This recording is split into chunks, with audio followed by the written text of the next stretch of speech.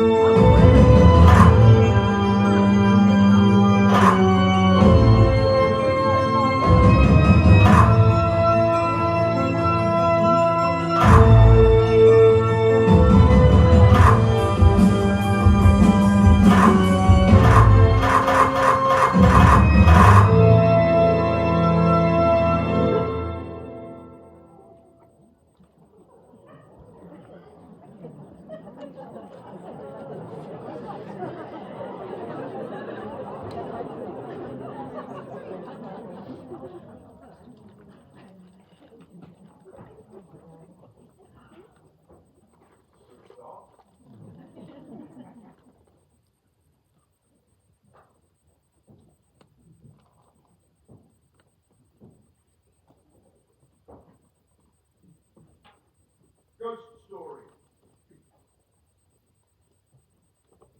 A very potent turn of words.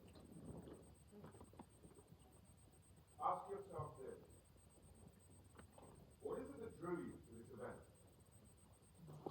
If it's to discover what it is that scares you, then the answer to that is easy. Death. Dying. But that's not really why you're here. You're here to play a game without fear. And why on earth would you want to do that? Why would you want to tease something that you know will make you feel sick to your stomach? That you know can keep you awake in bed at night worrying about what that creep from the next room is? Why would you want to play that game? Well, the answer to that question is the heart of the matter. My name is Philip Goodman, and I'm a professor of parapsychology. My research looks at folklore and its relation to belief system. So, if we disregard the world's most notable return from the dead in the world's biggest selling work of fiction, the first historically recorded ghost stories appeared around 600 AD, when this man, Pope Gregory the Great, wrote his dialogues, citing the appearance of spirits from beyond the grave returning to one that's still living, that unless they fuck their ideas up, they'll roast in the fires of hell for all eternity. So naturally, the church embraces these convenient spirits. The stories are recycled ad infinitum in weekly sermons with the sole purpose of maintaining good behavior amongst the congregation. You lot. And these types of story remain pretty much unchanged up until the Reformation. Stay with me. Post-Reformation, the Catholic Church loses its stranglehold on belief. The fire and brimstone falls out of favour, and the ghosts become almost entirely secular. Now, these new ghosts are much more about local narrative, a way of remembering and contextualising tragedy.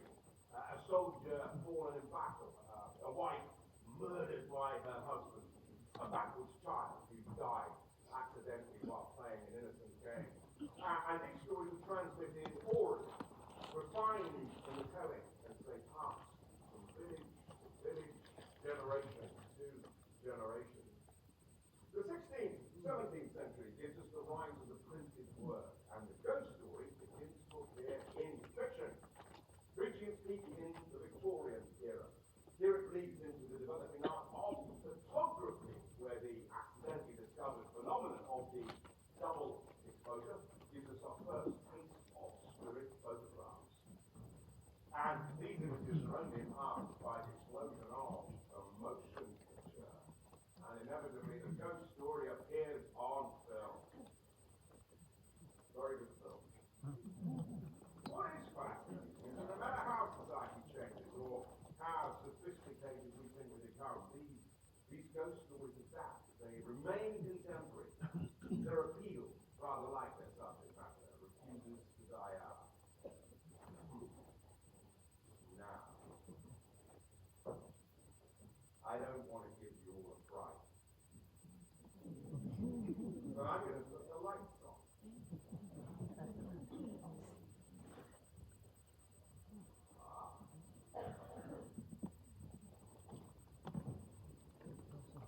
Now, our show hands. How many of you believe in ghosts?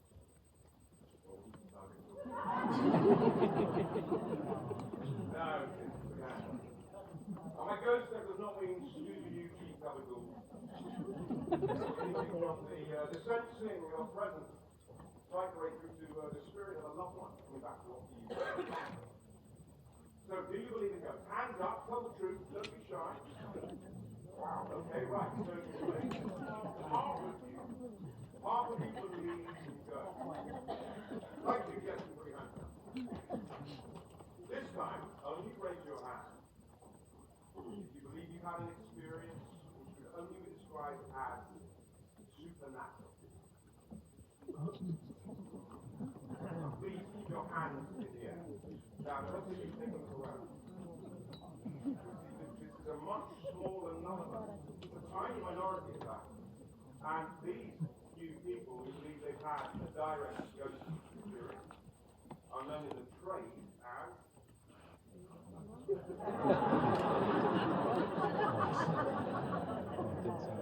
not Indians. Recipients. So thank you, recipients. Yes, you put your hands down.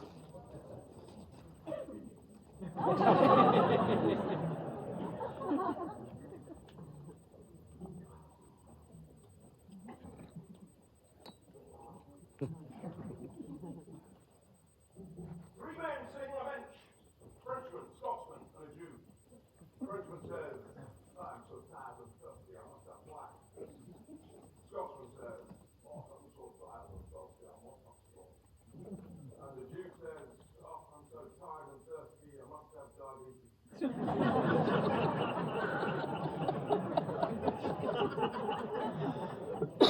Everybody has their version of the truth. Recipient, you perceive the experience to be this, but it could have been that. Now, as a scientist, it makes proving anything actually happen virtually impossible. Everybody has their version of the truth. Let me show you something. In 2008, a fellow parapsychologist began the most comprehensive study of spirit photography ever undertaken. It's conducted online. It continues today. It's at scienceofghosts.com. Anybody, and I genuinely do mean anybody with a photo they feel contains something anomalous or inexplicable is invited to submit it. Now, as you can imagine, this brings a mixed bag of blatant hoaxes. Obvious misreadings, and some which are truly inexplicable.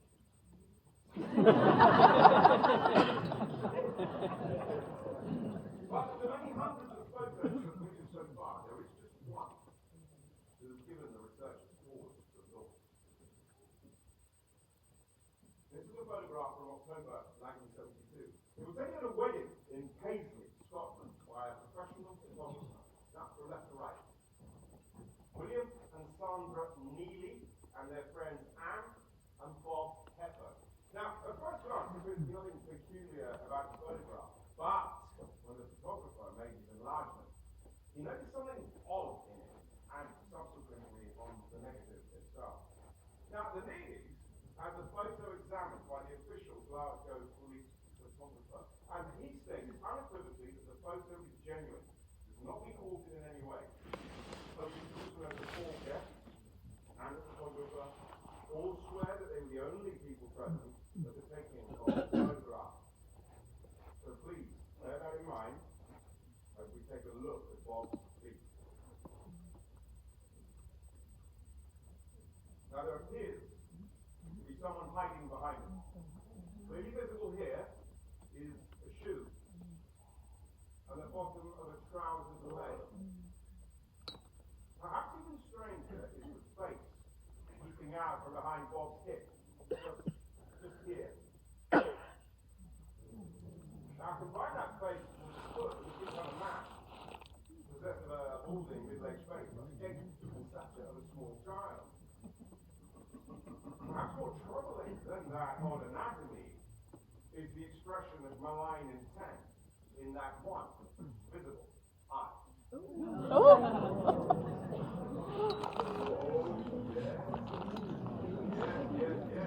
Striking and memorable image. But, does it constitute proof of the other side? No.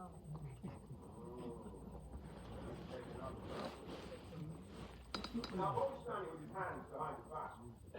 Perhaps he's holding Anne's shawl in such a way that it has gathered to resemble a shoe and the bottom of a trouser's leg. Perhaps. As for the face, take another look. Now, surely what I'm seeing is Bob's shirt cuff and watch strap, creating the illusion of the face. Perhaps. But interestingly, despite these explanations, the brain still wants to believe. And you all demonstrated that when you put your hands up earlier. Because although we have tiny minority who believe you had a direct ghost experience, a much greater number of people believe in ghosts. And why is that? Well, maybe it's because the brain, rather than accepting the mundane explanation of the mundane life, it positively chooses the colour and drama of a ghost story. A malevolent spirit, perhaps, seeking revenge on an innocent person caught up in an unfortunate accident, or whatever your particular story happens to be. Now, my 30 years collecting ghost stories, or memories in the terminology of the folklorists, there have only been three that have stood out to me as unusual or different. Certainly, to the extent that they're the ones I constantly replay as I lay in bed and nothing else will occupy my mind. Now, the first of these came to me by an old school friend, Nico Freer. I bumped into him in the street. He heard me on the radio being interviewed about what I was up to. And he was reminding me of some of the dodgy stuff that we, like a lot of boys our age, got up to. Anyway, it was Nico who suggested I interview Tony Matthews. Okay, so, do you want to tell me? I don't think it's recorded. The wheels on Tony. There's no wheel, it's digital. It's recorded, the red light's on. So, can you tell me something about yourself? Well, as I said, my name's Tony Matthews. And unusually, for a man of my background, I'm very into closure. What a stupid question. Was he? He told you about me. old friend of mine from school, Nico Freer. A friend of yours, is he, El? He's got this way from me. Regardless, it was Freer who said you had an experience that was likely of interest to me. Oh, yeah, Professor. You know, that's what they call someone who does a Punch and Judy show, a professor. Well, you didn't know that, did you? No, I didn't, actually. Well, look at that. The professor's just learned something from none other than my Watford. So that that's what you do, is that you're a night watchman? Yeah. Always done that? No, of course not. I left home when I was 13. University of Life, Sunbeam. I worked all my life and I got quite a busy. No, I worked on the fairgrounds, out the Skelter, Walsons, always best for the ladies. I was a merchant seaman, lorries, long distance, market trader, fancy goods, greengrocer, lifeguard, locksmith, well, official. Announcer, a mechanic, import, export, unofficial. Oh, who this comes on? What about family? You married? Well, what difference is that, mate? Sorry, I'm not crying. I'm just trying to get background on you. Good part of how I classify my recipients. Percipient. I didn't perceive this, Sunbeam. I saw it with my own two eyes. Sorry.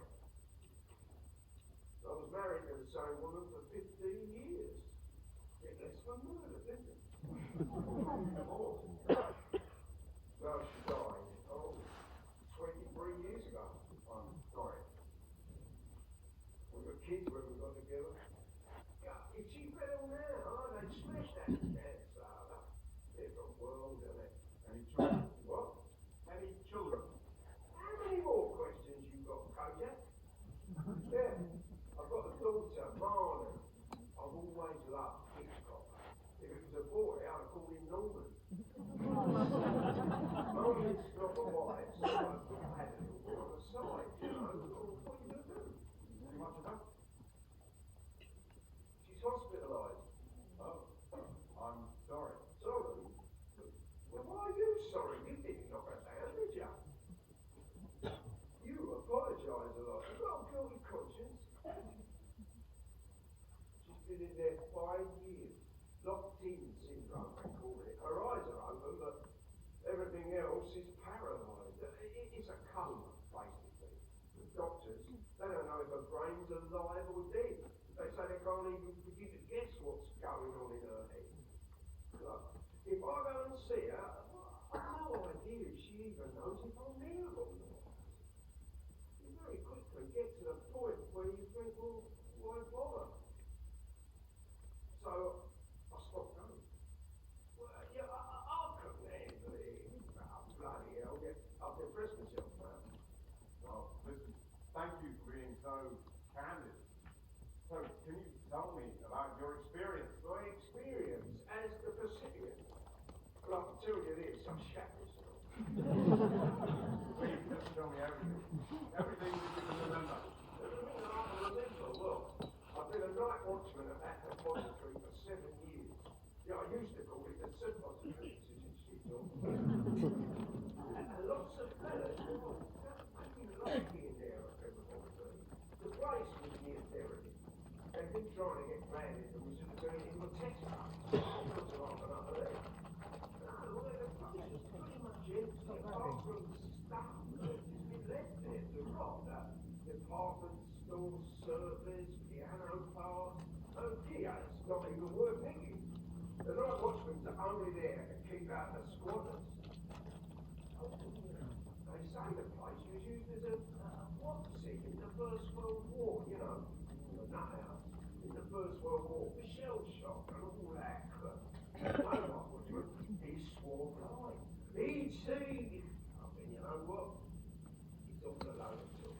To me, it was just a big old empty building. It was my last night.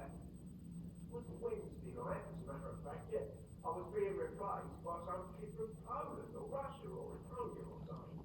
Now, that is something to be frightened of. Polish kids. Coming over here, working for peanuts. It was 4:15. Shit on the night.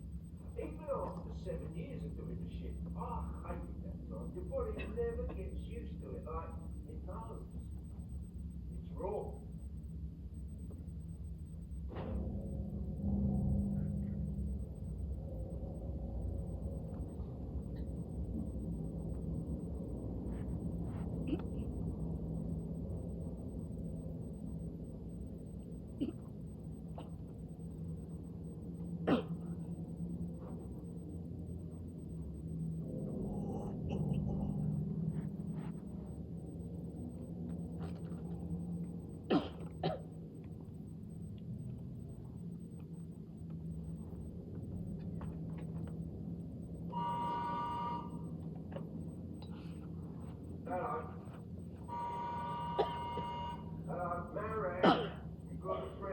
button on the side.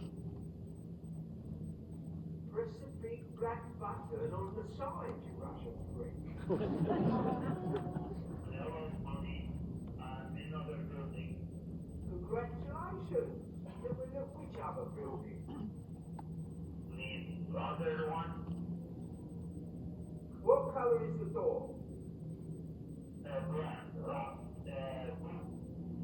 Yeah, all right. Well, you're in building number 3.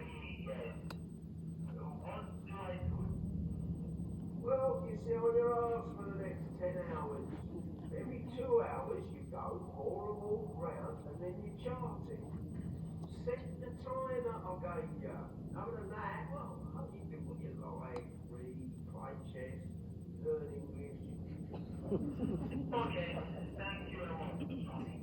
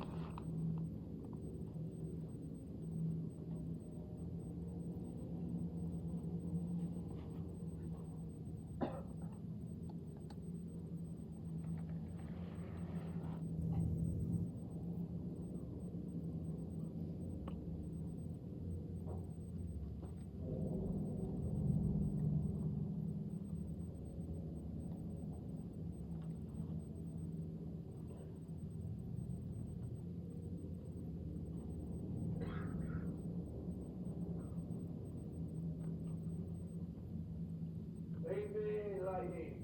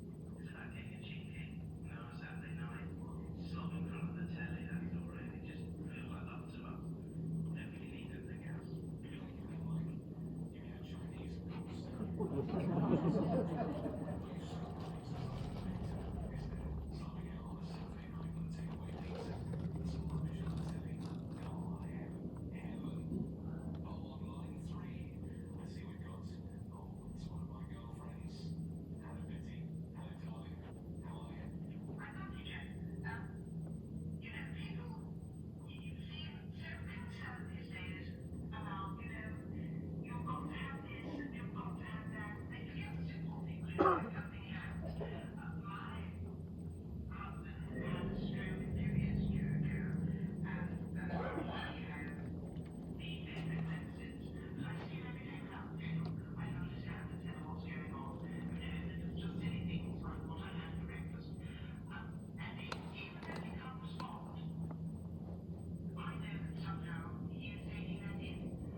Oh, like that makes you a saint, you silly old bitch. Oh, thank Christ for that.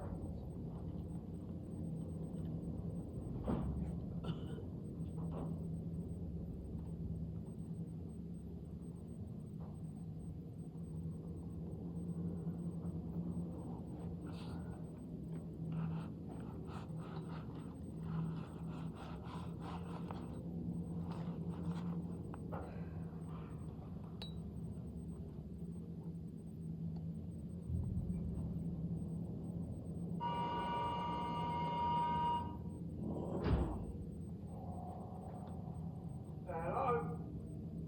I've got press the button, Marek. What time is it? It's 3:45. You need to buy a watch. I'm wearing one. It is broken. I don't like this place, Tony. It feels bad. We have words for this back home. It is socialist. Well, you get yourself a radio, something, yeah? Yeah, get yourself a radio. Look, I'm off on a walk. Sit tight for 10 minutes. I'll call you when I get back, alright?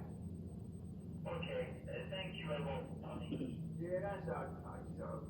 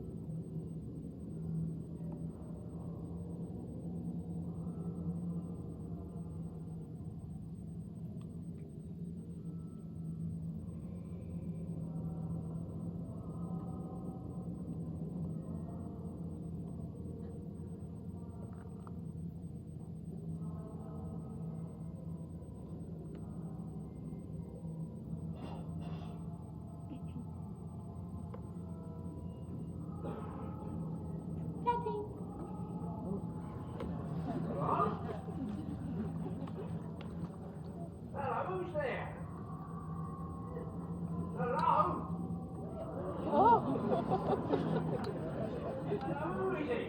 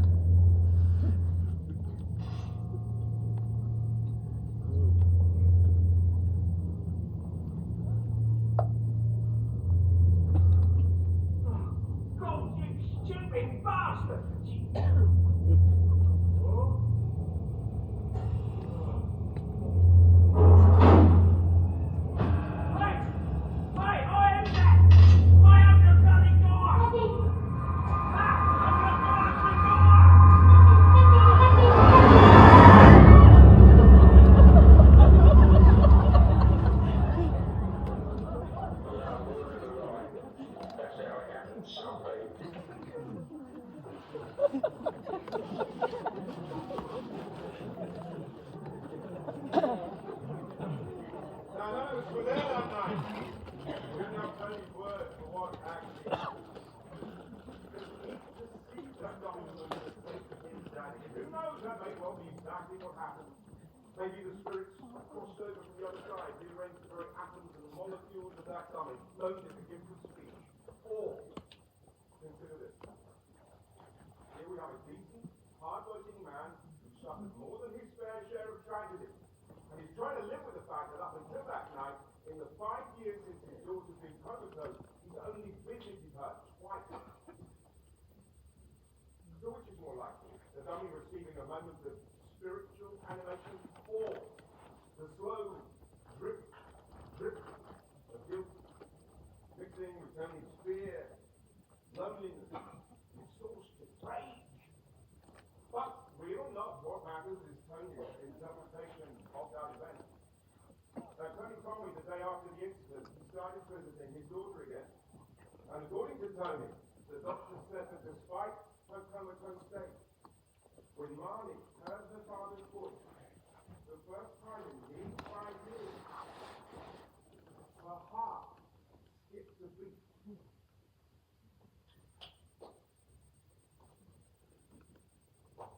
78%. That is the proportion of the world's population that is currently online. Now, according to the Internet World Statistics Study that provided that figure, less than 30 years ago, it was only 0.4%. That means that there are now far more being online than offline. Now, that really is a remarkable thought. Gone are the days where a story that captures the imagination goes from village to village, growing and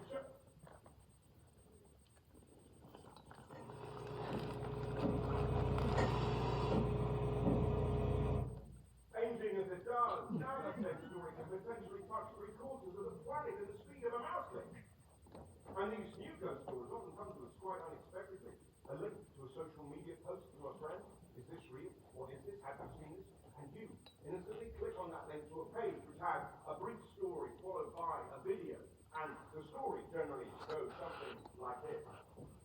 In a corner of some far-off foreign land, a teenage girl is listening to loud morning music on the radio. Her mother insists she turns the music down.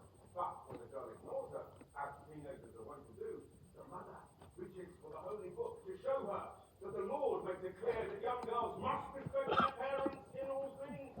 But having heard this 1,000 times before, the girl stormed off to her bedroom, as teenagers are wont to do. And this time, as she leaves, she grabs that holy book from her mother's hand and throws it to the floor. The distraught mother is furious.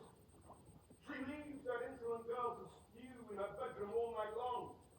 But when the mother goes to check on her the next morning, well, what she found has become the stuff of legend.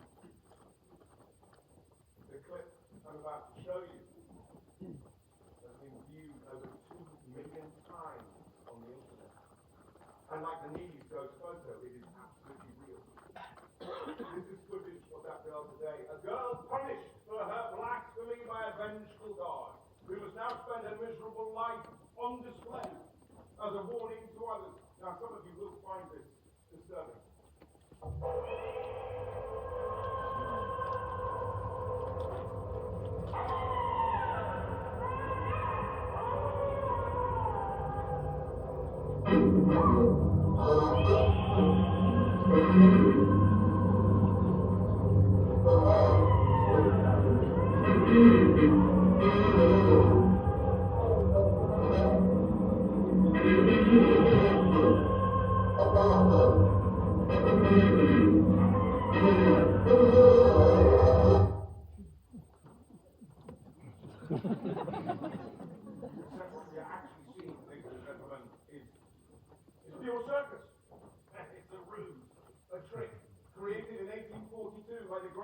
gentlemen who ever lived.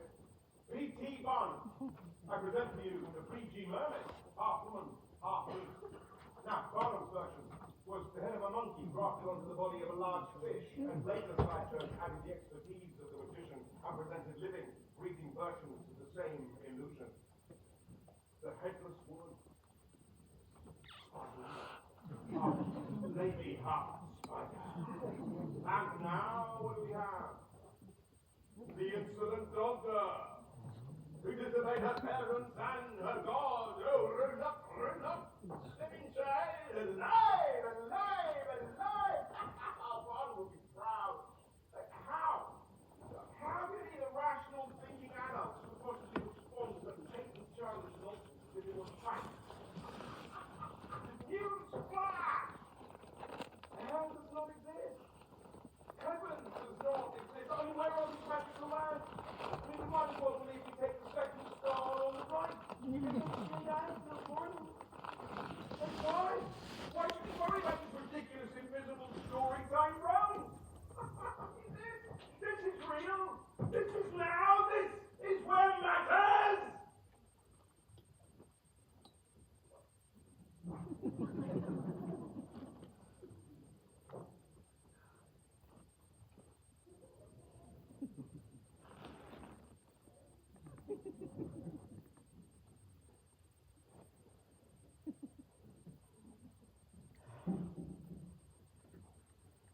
I received a letter from a young man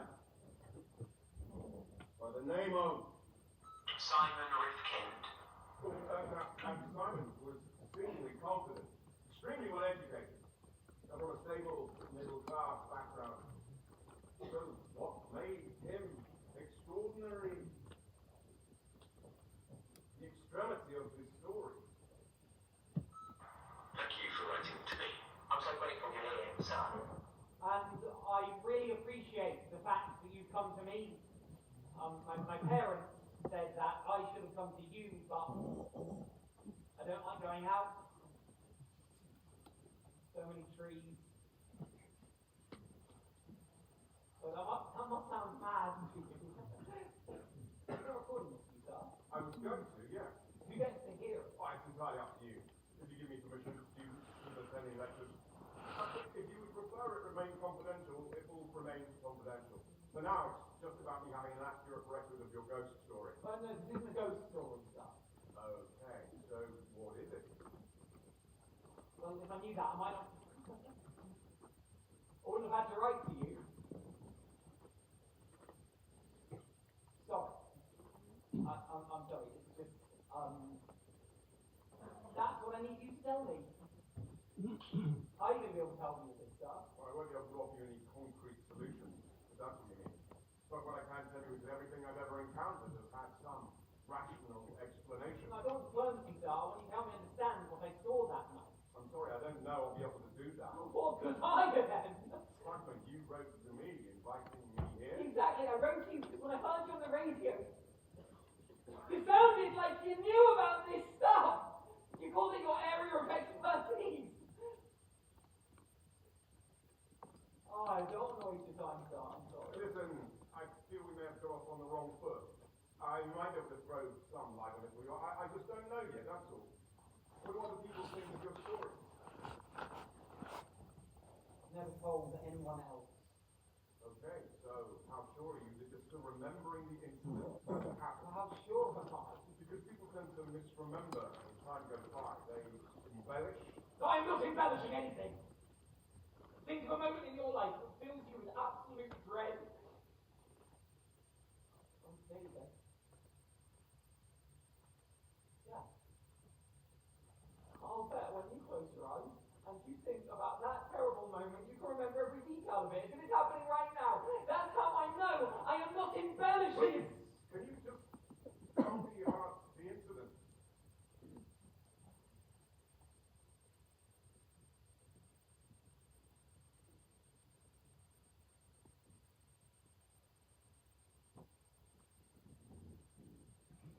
I don't know where to start.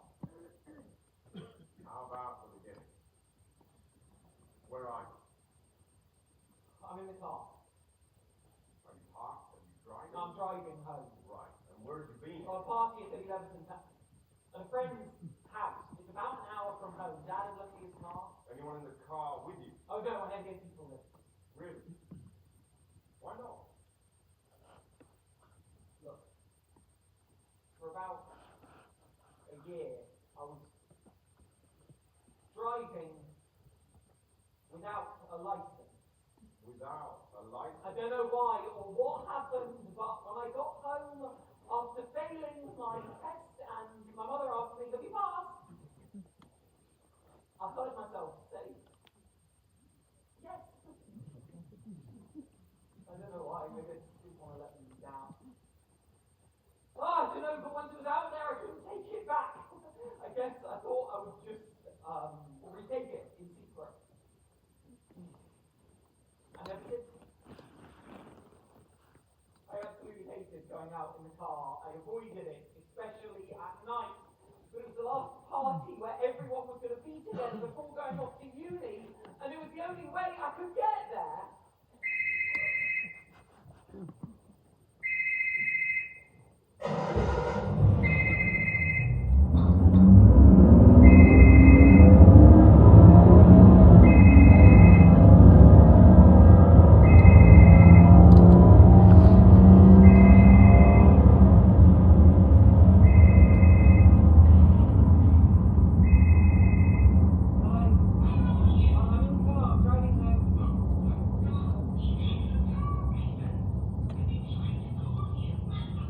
Sorry, there's no reception near Edges.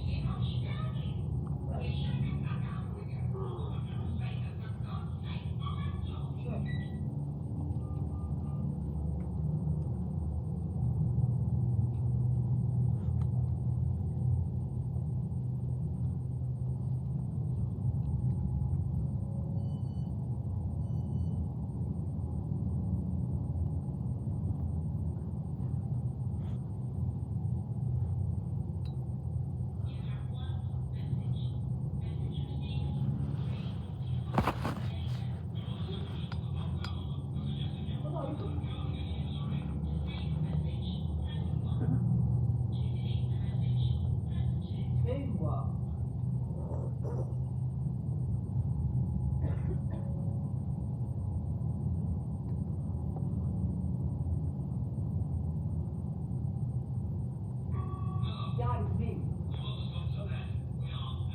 I didn't put the phone down on her. Dad, I'm sorry I'm late.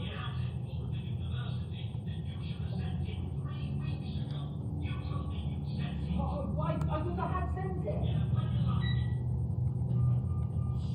Shit!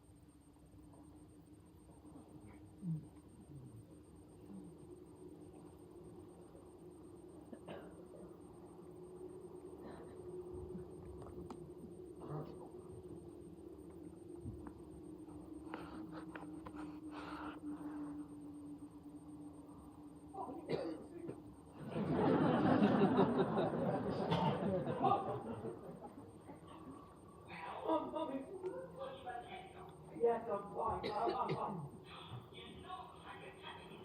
Mum, listen to me. I am fine. The car's broken down. Yes, it's foggy. Mummy, what do I do?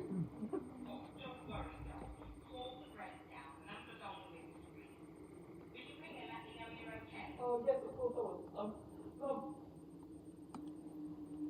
I love you.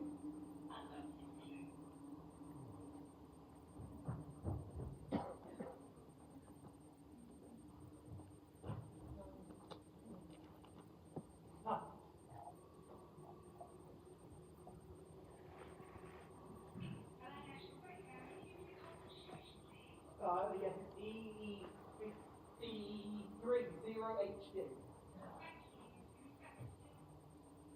I'm Rick Hint. Yes, I'm his son, Simon.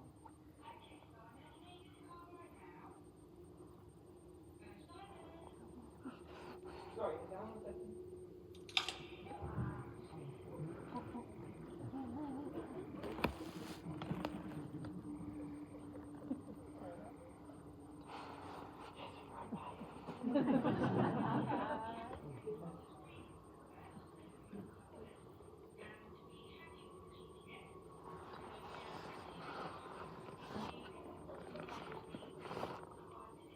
Oh, no, please, do not.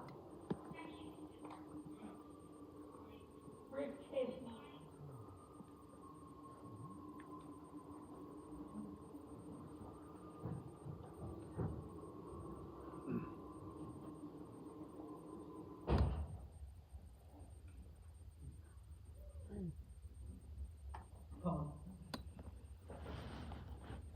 You okay? How do we open?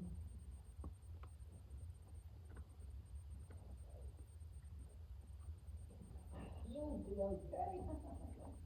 Come on, just,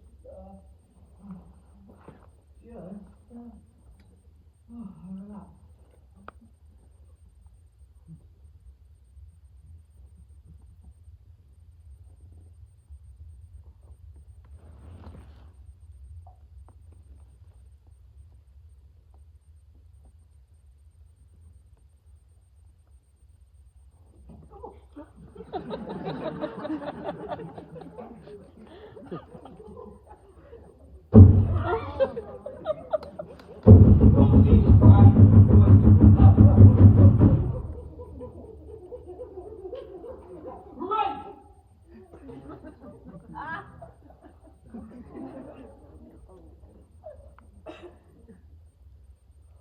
Hello?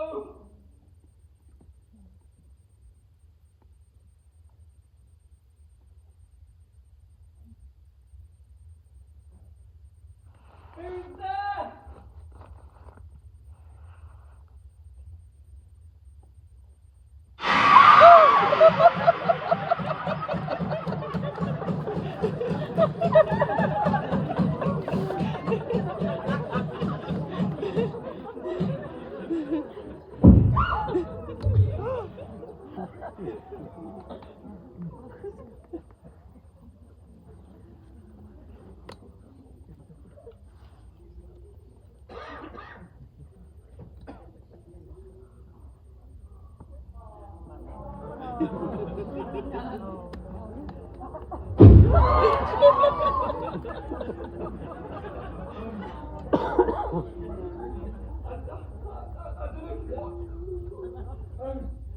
Who you are, but I am so sorry.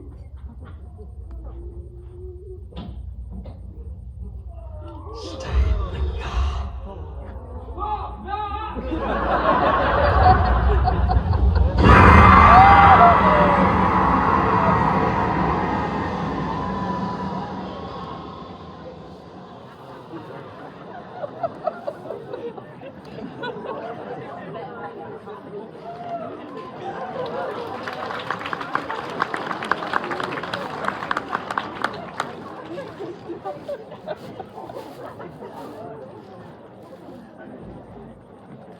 Sightseeing of a monster in that room or a helicopter is a rare thing.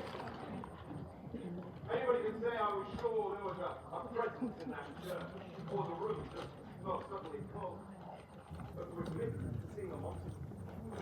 declared that that experience takes such commitment on the part of the Pacific. They're taking a genuine risk. After all, people in sections of the left. In fact, all my years of collecting these stories, Simon's account remains my only example of a witness tale, and I cherish it for that. But let's be clear. There are no monsters. There is nothing lurking under your bed. One thing we can say for certain is we are not living in some phantasmagorical dream world. No.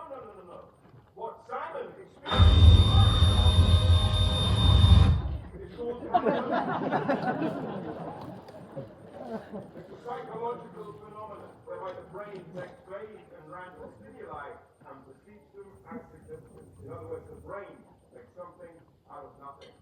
We're pattern-finding creatures. We're programmed that way. We will find meaning anywhere rather than accept the obvious truth of universal chaos and nothingness. What we see, or come to believe we see, reveals who we really are. God in the clouds. The polar ice caps crying as they melt. Satan rising out of the flames of a car accident. The face in a shirt cuff and watch strap. Well, why stop there? You know, if we're looking for them, that's really good. A face on Mars.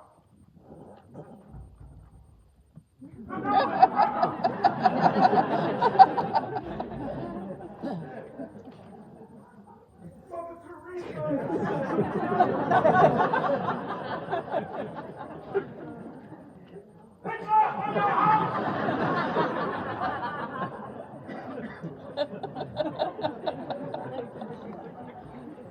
Or even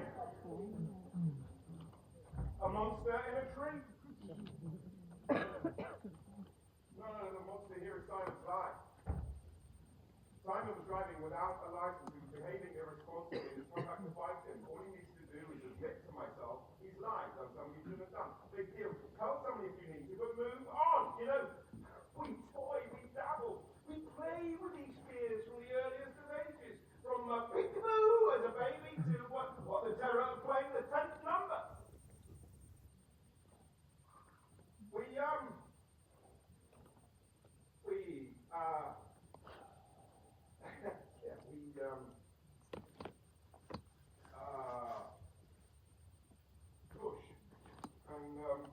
Push, testing the limits and edges of our fears.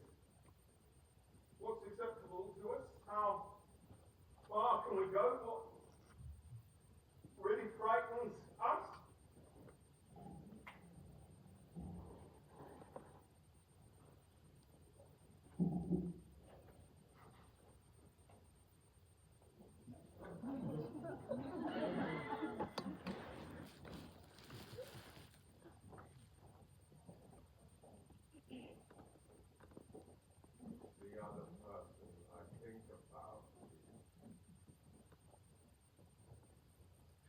The third testimony I find myself returning to was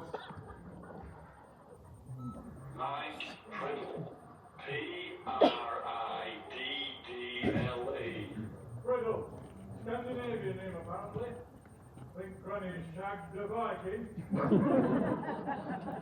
So Maria and I have been together for 6 years. Never got married before. I figured it was time to grab myself a trophy wife. That's LBLG. I've been one of the city's most successful traders for 20 years. COVID, an absolute kill, thank you very much. No, the natural. I think that's his sixth sense of what was going on. You know what used to call me, Mr. Goodman? The prophet, So Maria and I bought our first place together 4 years ago. Totally very nice, thank you very much. Right then, my bonuses were generous to say the least. So what a 6-bedding Notting Hill. Most places will actually need it, but it's always good to think ahead. Property is still the most solid investment anyone can make. sorry. Could you just tell me about the incident?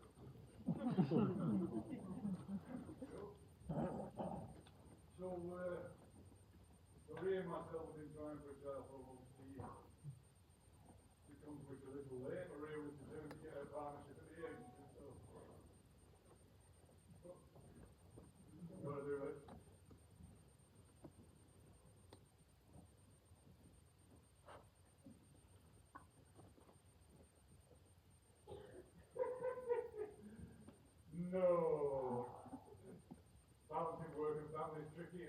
And it's one of the challenges of a modern metropolitan life. So what we're going to do, you know, coming out picking up for a family, two nannies in a good area, near a good school,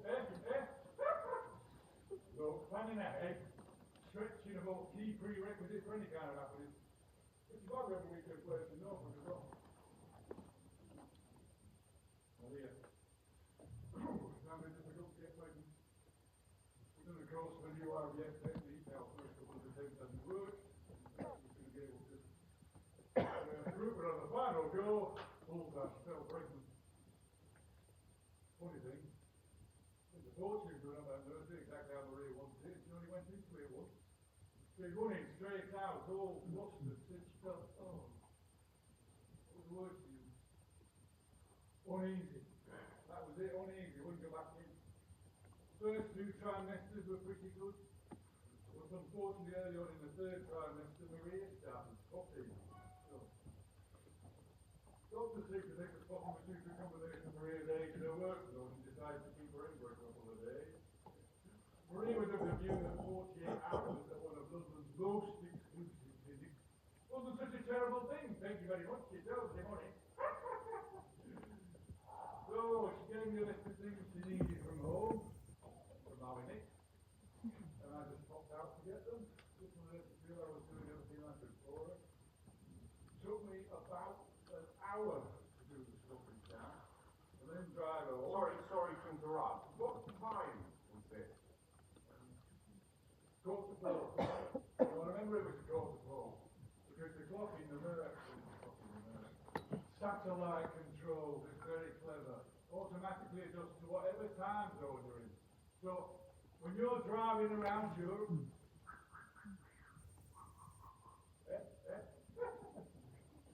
anyway, I remember thinking as I pulled into the driveway, Christ, it's a quarter to four. I get those contacts like those jobs before 5. So I ran into the house, grabbed Maria's stuff, and my paperwork, and then, for some reason, I wanted to pop me in round the door of the nursery.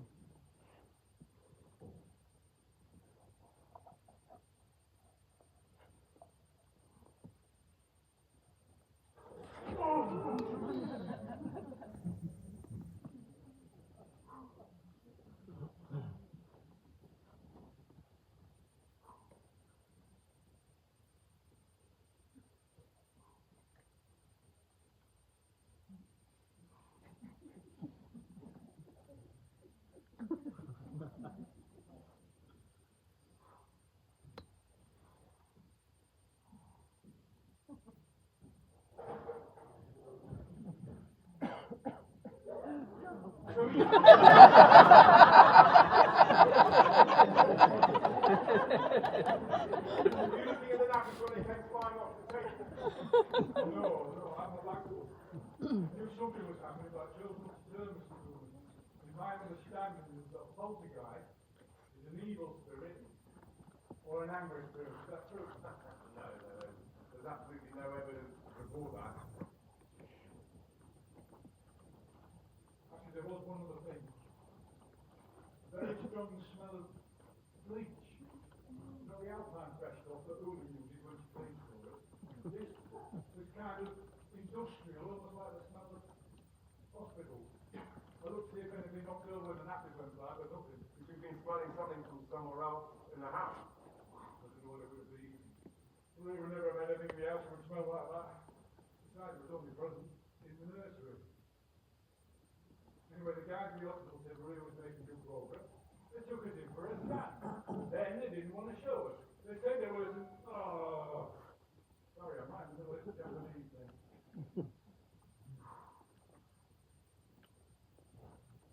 No. Scan. They said there were some distortions on the screen or something. So they changed their mind and decided they wanted to keep the rear in for a few more days as there were some issues with their cell count. To be honest, Maria was the best favorite number to buy, and her being away meant I got a little bit quiet. Try and close this deal. I've been working through the night, doing my best to cram it all in, which didn't bother me. I don't have everything coming out, although I was beginning to feel a little exhausted. I mean, you try sleeping with your pregnant wife is laid up in the hospital. You've got a very demanding mortgage to service. 2 mercs to make payments on. The £20 an hour cleaning lady who doesn't do a job properly, on top of volatile and unpredictable market. Not easy. Falling asleep in front of the computer.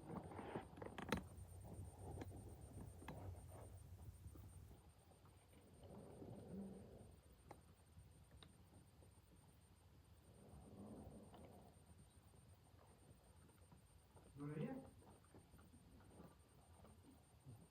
Maria? Sweetheart?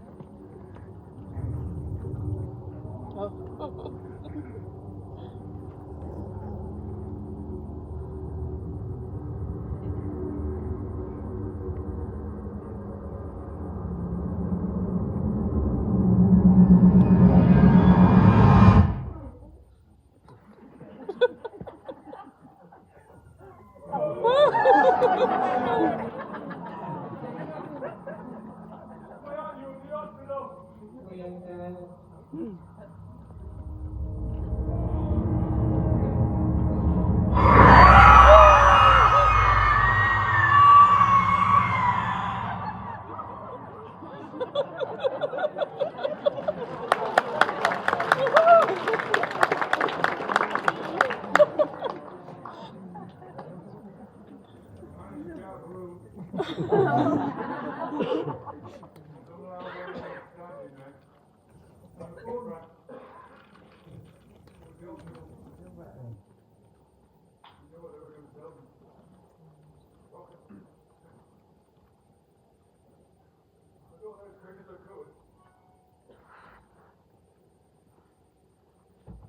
I'm here with my heart.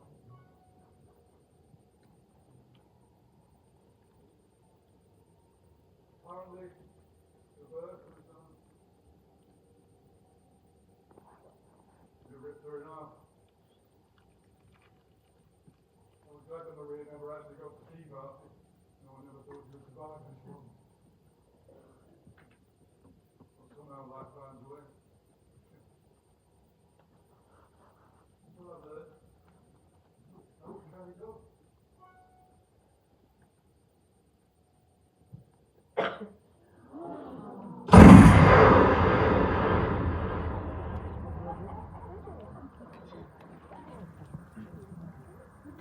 Whilst one sympathises with the tragedy of the present situation, I'm not finished, Mr. Goodman.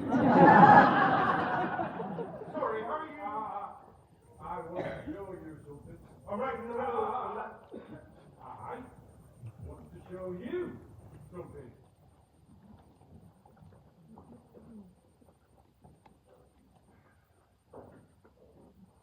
What's that? No. That is cat food.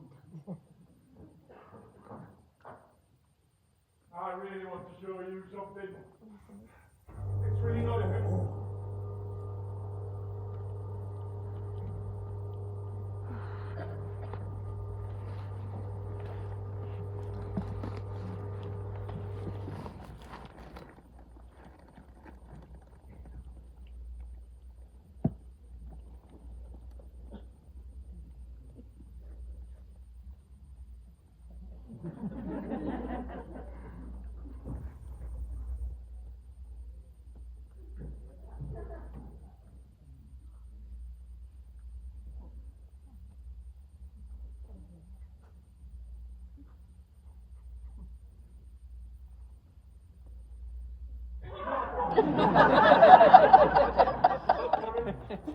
There'll just be the four of us. You, me, Darcy, and you know who. Who?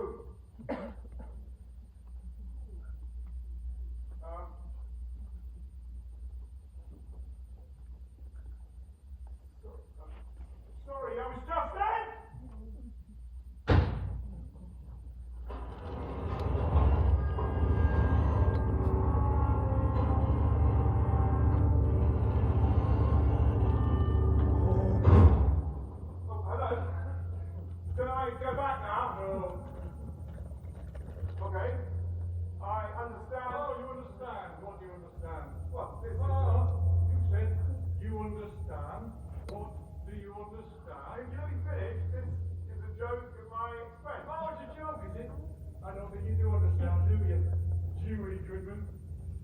I'm sorry. Dewey Goodman, Mummy booked the dog shit. You weren't at school with me. Who are you? Who are you, Mr. Fremont, clever clocked overachiever? Living on his own, there's no one there at home. Taking turns with that prize nominated. Never quite winning acuity onto yourself, Professor Shit Your Pants. Come on, Joey. 6, 79, 19. Tell it. Tell what? Come on. Unburden. How long's it been? 11, 92, 20. It's time to tell your story. My story? Tell it. Don't you get laughed. You coward, you snog, you pleaser. So busy explaining away. 48, 1, 32. Everybody else's story. Tell it. Tell what? Who loves you, baby? What? Come on, help me out. How old were you? 11, 12, 13. 13, who was there with you? There were loads of us. Names. Freya. What are the full names of these loads of people? Nico Freya, Marcus Perry, and me. Anyone else? No. Really? No one else? There's hardly loads, is it? Who loves you, baby? Callahan. That's a complete name, is it? Desmond Callahan. What? Dirty clothes, foster home, milk money, retarded, hairless freak.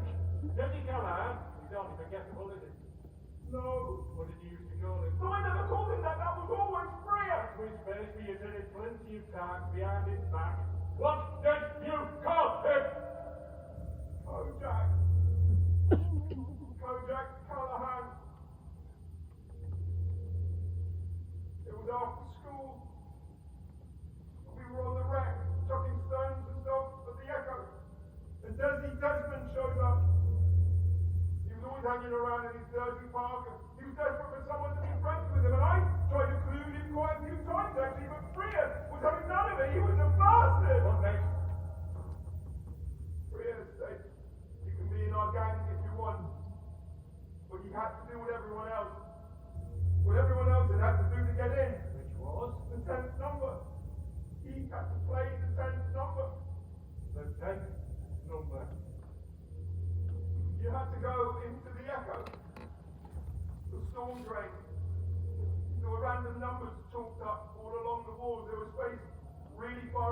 You have to walk in really deep to find them all, and the drain gets much narrower the further you go in. Bria gave you a torch. She told you to count off each number till you found the 10th number. Bria said you had to memorize the 10th number, then come out and tell him what it was. What Bria didn't tell you was that there were only 9 numbers on the wall. There was, 10th number. Don't stop now. So Desi went in. He was calling out each number as he went by it. He was so excited. He was laughing. He was doing his clapping thing the further it went in. He stopped clapping when it got so dark. He had to use the torch, and we all knew when that was. It's the 5th number. It suddenly gets pitch black in there. It sounds different too. You stop hearing the outside world. I don't care how brave you are, this would shit you up. Even Desi, who never really understood anything, he doesn't like it. He calls, he wants to come out. Bria shouts back, don't you fucking dare! We're not letting you out of there till you got the 10th number!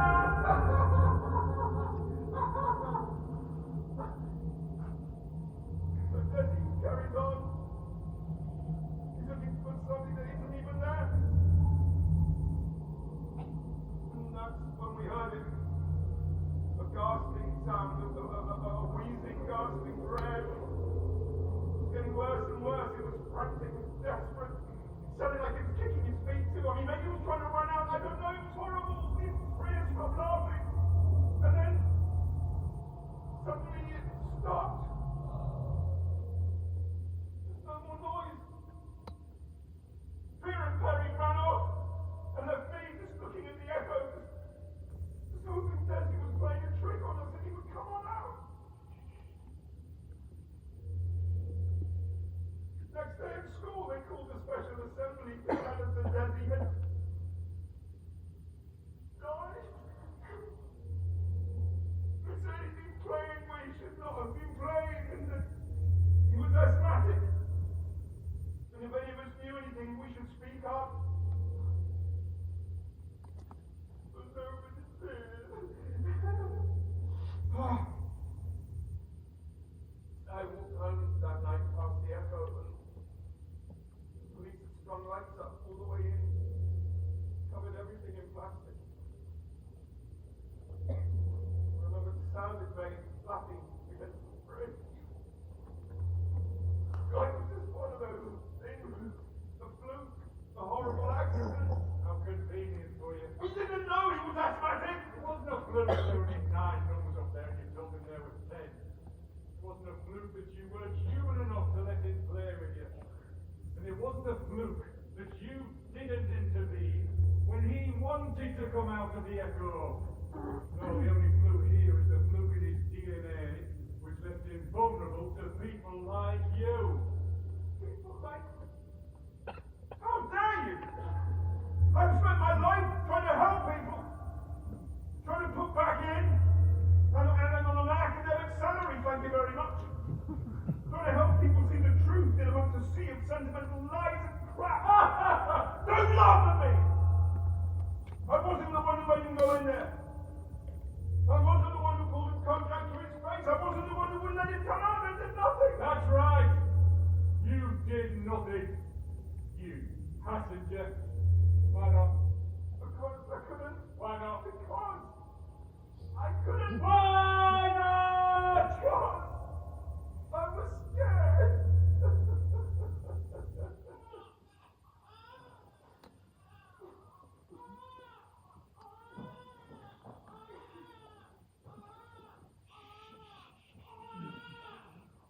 It's all right, Barty.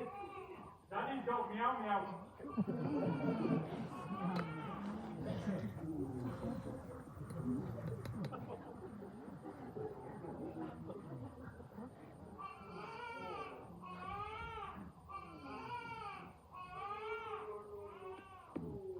Is he okay? Is he okay? Is he okay, please? Oh, Mr. Good. Oh, you're clever, so.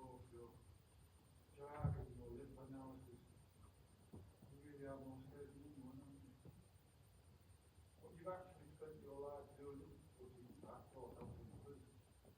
Been running in your greatest fear. Something more than the here and now. And that every action you've ever taken, or didn't take, has effect. That's a little trail. A ghost. Little. It's true, isn't it?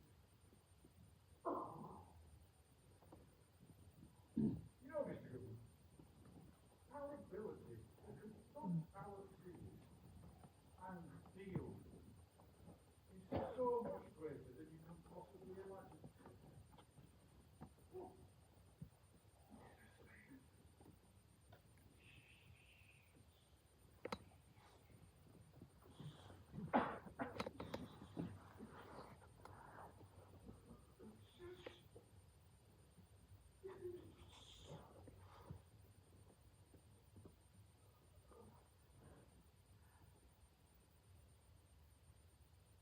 Who's that?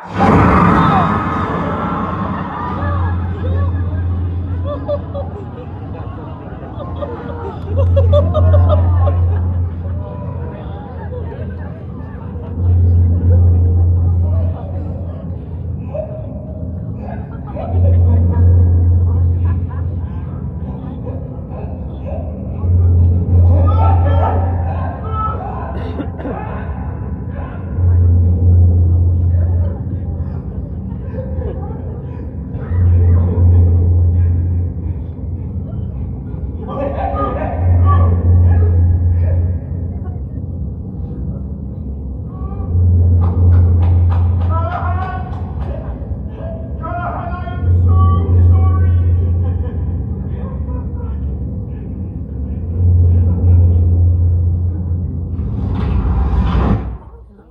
Oh no! Not again!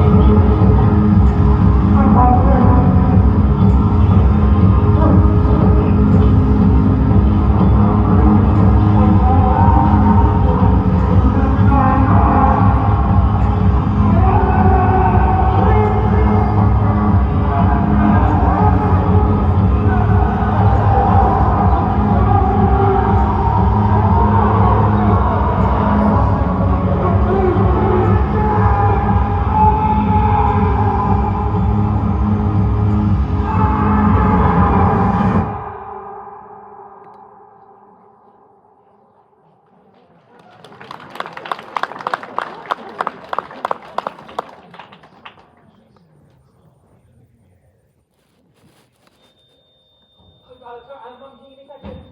Mum, please, one second, please. I know I wasn't there last Friday night, Mum. I'm sorry, okay? I promise I will be there this Friday. Please, Mum, I'm at work, I've got to go. Of course I will. Yes, I love you too. Bye. Mr. Criddle. So, this is Professor Philip Goodman, admitted 3:45 a.m. Attempted suicide. Failed self-asphyxiation in his car. Silly bugger. Bullet in the brain, that's the way to do it. Resuscitation was duty, the emergency intervened with due consent. So, gotta do this.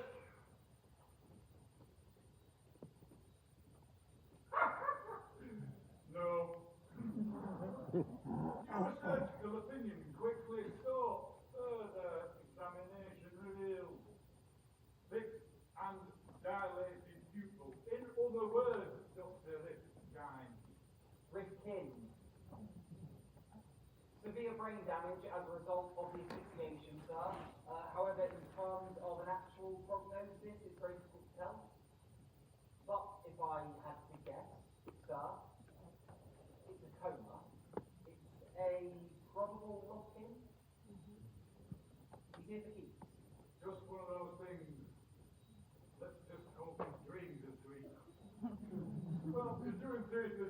he and I shall reconvene for further death. That's room.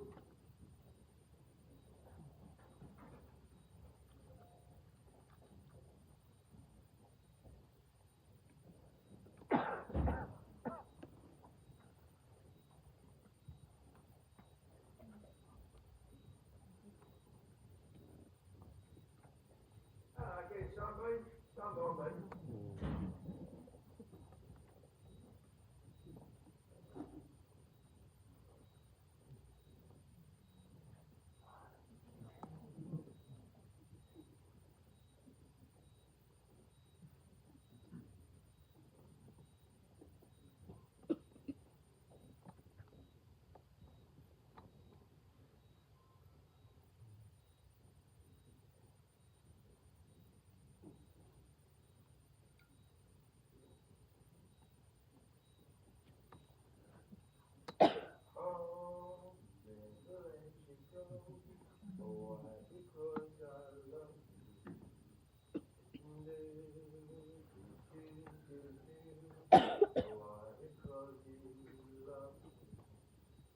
See you again tomorrow, somebody.